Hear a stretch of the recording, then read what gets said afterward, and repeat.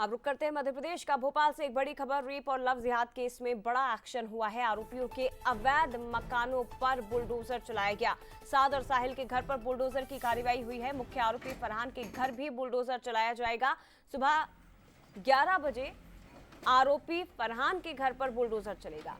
फरहान का वकील कार्रवाई को लेकर कोर्ट पहुंचा है। मकानों के पास अब बैरिकेडिंग इधर पुलिस ने कर दी। इलाके में भारी पुलिस बल तैनात है और इसी सुरक्षा व्यवस्था के बीच, पुलिस बल की मौजूदगी के बीच बुलडोजर की कार्रवाई की गई है। तो मुख्य आरोपी फरहान, उसके मकान पर हालांकि बुलडोजर चलना बाकी है, लेकिन दूसरी तरफ साद और साहिल के मकान पर बुलडोजर चलाया गया है। सीधे मौके की तस्वीरें आपको दिखाते हैं। संवाददाता सूरज शर्मा इस वक्त हमारे साथ जुड़ गए हैं। सूरज, जेल के सलाखों के पीछे हैं ये तीनों ही आरोपी, लेकिन दूसरी तरफ उनके अवैध मकानों पर भी बुलडोजर की कार्रवाई की गई है। क्योंकि आप मौके पर मौजूद हैं, तस्वीरें दिखाइए जरा। देखिए, बिल्कुल सरकार का बुलडोजर चलने लगा है, क्योंकि ये वो आरोपी हैं जो खासतौर से लव जिहाद जैसे घटनाओं को अंजाम देते थे और जिस तरीके से अलग अलग लड़कियों के वीडियो बनाकर उन्हें ब्लैकमेल किया है। शायद यही कारण है कि अब सरकार का बुलडोजर चलता नजर आ रहा है। हालांकि कंजेस्टेड इलाका है, इसलिए अंदर तक एंट्री प्रशासन ने नहीं दी। आप देखिए, भारी पुलिस बल भी यहाँ पर तैनात है। बैरिकेटिंग 2 से 3 लेयर की बैरिकेटिंग की और आप देख सकते हैं कितने छोटे छोटे घर बने हैं और ज्यादा समय घरों को तोड़ने में भी नहीं लगा, क्योंकि बहुत छोटे घर हैं। करीब 400-500 स्क्वायर फीट में ये बने हैं और सरकारी जमीन है। बीएचएल के पीछे का इलाका आता है, जहां पर अवैध कब्जा करके इन्होंने घर बनाया। शायद यही कारण है कि अब इन तमाम घरों को जमींदोज किया है। हालांकि फरहान के घर को लेकर अभी भी मामला कोर्ट में है, चूंकि कोर्ट में जाकर स्टे लिया था फरहान ने और ऐसे में कलेक्टेड ने आज 11 बजे उस पर सुनवाई होनी है। तहसीलदारों से जवाब मांगा है, क्योंकि वो घर तोड़ने की बुलडोजरी कार्रवाई को लेकर कोर्ट पहुंचा था। उसके बाद मामला अभी कोर्ट में है, तो उसको लेकर अभी कुछ कह नहीं सकते कि 11 बजे उस पर कार्रवाई होगी या नहीं। लेकिन ये बात जरूर है कि तमाम पूरे इलाके को चाक चौबंद बैरिकेडिंग कर रखी है। भारी पुलिस बल तैनात है।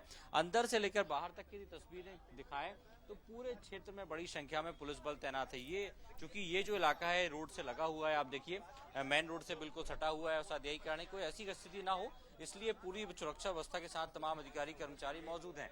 मेन रोड की बात करें तो बहुत नजदीक ही ये मेन रोड लगता है। शायद यही कारण है कि कुछ ऐसी स्थितियां ना हो, उसको लेकर चाक चौबंद व्यवस्थाएं पुलिस ने की हैं। क्यूआरएफ की टीम यहाँ पर मौजूद है, फायर ब्रिगेड की टीम मौजूद है। तमाम जो पुलिस के अलग अलग सुरक्षा एजेंसीज हैं वो यहाँ पर मौजूद है, ताकि यदि इस प्रकार की कोई स्थिति बनती है, कोई विरोध होता है, तो उसको कैसे स्थिति को संभाल सकें, इसको लेकर यहाँ पर तैयारियां की हैं। आप देखिए, सड़क के चारों तरफ पुलिस बल तैनात है। जहां तक नजरें जाएंगी वहां पर पुलिस की गाड़ियां आपको नजर आएंगी।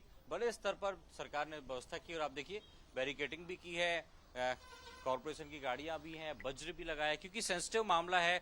मुस्लिम बाहुल इलाका ऐसे कहा जाता है, क्योंकि तमाम जो झुग्गी झोपड़ियां इन्होंने यहाँ पर बनाई हैं और उसके बाद जो कब्जा था वो उसको तोड़ने की अब जो शुरुआत है वो हो चुकी है। तो आप तस्वीरों में देखिए, दूर से ही आप समझ सकते हैं कि पूरा इलाका झुग्गियों भरा है। टीन सेट से घर को कवर किया है, जमीन को अक्वायर किया है और वहीं पर ये दोनों आरोपी रहते थे। तो बड़ा चर्चित ये कांड था, क्योंकि जिस तरीके से निजी कॉलेज की छात्राओं को प्रेम जाल में फंसाया, ब्लैकमेल किया, ड्रग्स दिया, अलग अलग तरीके से वीडियो बनाया प्रताड़ित करते हुए, उसके बाद सरकार उस पर सख्त एक्शन ले रही थी। यही कारण है कि साद, साहिल और जो मुख्य आरोपी फरहान है उनको गिरफ्तार कर लिया। हालांकि फिलहाल जेल में है। बस अब बुलडोजर की कार्रवाई जो है साद और साहिल के घर पर हो चुकी है। इंतजार 11 बजे का किया जा रहा है, तब जो सरकारी प्रक्रिया है वो पूरी होती सी संभावना ये भी है कि फरहान के घर भी मोहन सरकार का बुलडोजर चलेगा। लेकिन बताया जा रहा है सूरज के जो फरहान का वकील है वो इस मामले को लेकर कोर्ट भी पहुंचा था। इसे गलत बताते हुए एक आवेदन भी लगाया कि इसे रुकवाना चाहिए। कोर्ट भी पहुंचा था वो। देखिए, मामला कोर्ट में है, इसलिए अभी उसके घर पर कार्रवाई नहीं हुई, लेकिन पुलिस बल तैनात किया गया। खासतौर से कलेक्टर ने भी तहसीलदारों से डिटेल मांगी है कि इस प्रकार से इस मामले में आगे अपना पक्ष रखेंगे।